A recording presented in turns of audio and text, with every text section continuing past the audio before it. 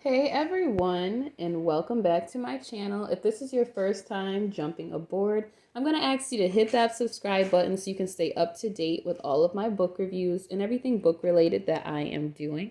I will give you a warning in advance. If you hear any sounds or any meows in the background, it's the cats that I'm currently fostering right now. So it's not me, it's not the TV, it's not something weird. But as you see, this book is titled The Book That Happened, and it's by Attila Pergel. If I am messing up the name, please forgive me.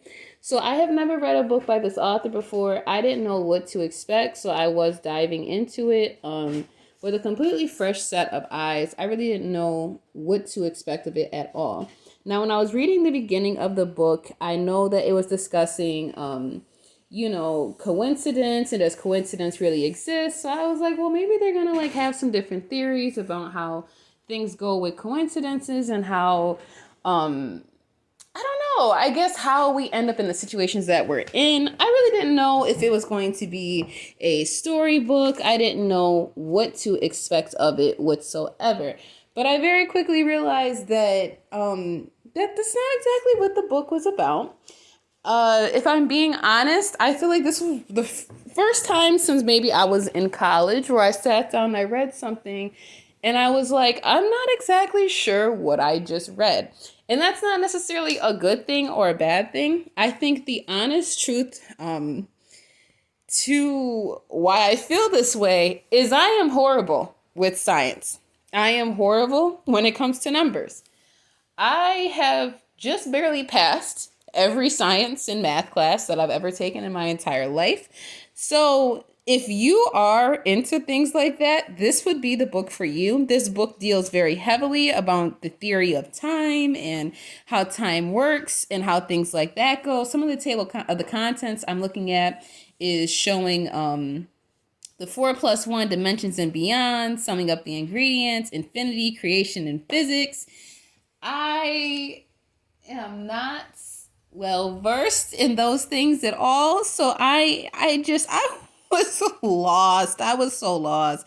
Like I felt like that moment when you go on a date with someone and you're trying to get to know them and they're going on this whole spiel about their favorite comic books and Marvel versus whatever. As you can tell, I don't read comic books either. So I just don't know certain things. So it just felt like I appreciated how in depth this author went about Plato and some of the Greek physicists and some of these other theories that Plato and other people had. I admired their passion for it.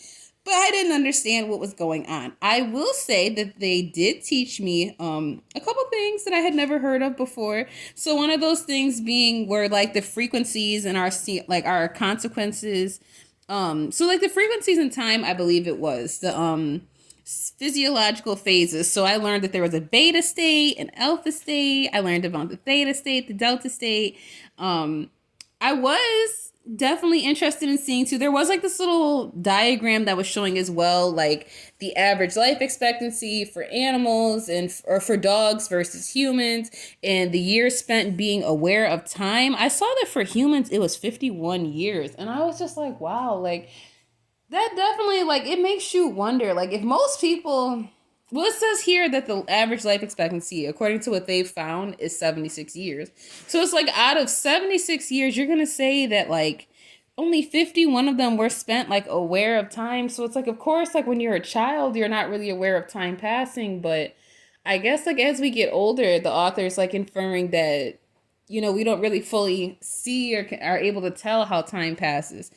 Like I said, I can't really say too much about the book. It does have a lot of science and stuff behind it. If you're interested in that, this would probably be the book for you.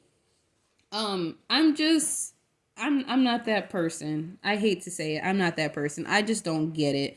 I don't understand it. So there were even some things about light and the speed of light and how the calculations of that go. Pretty interesting.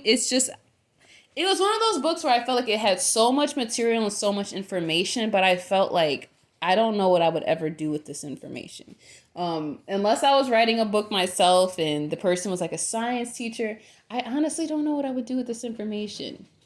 But I am sure that it would be good for like a college course or someone who likes debates and things like that. It'll be great for that. So there is that. That is my book review for this book. I don't feel like it would be fair for me to give this book a rating just because I don't know what's going on. I don't understand. Like, I just don't get it. So therefore it would be unfair for me to say like, oh, this book was boring or it was uninteresting.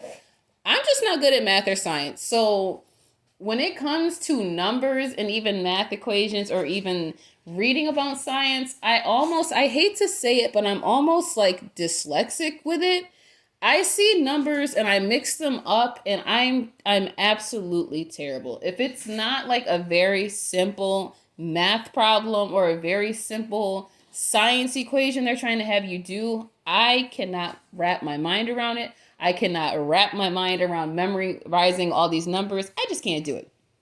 So, I believe this book is available in physical copy on Amazon. I'll put that link below in the description. And I will see you guys during the next book review. Bye.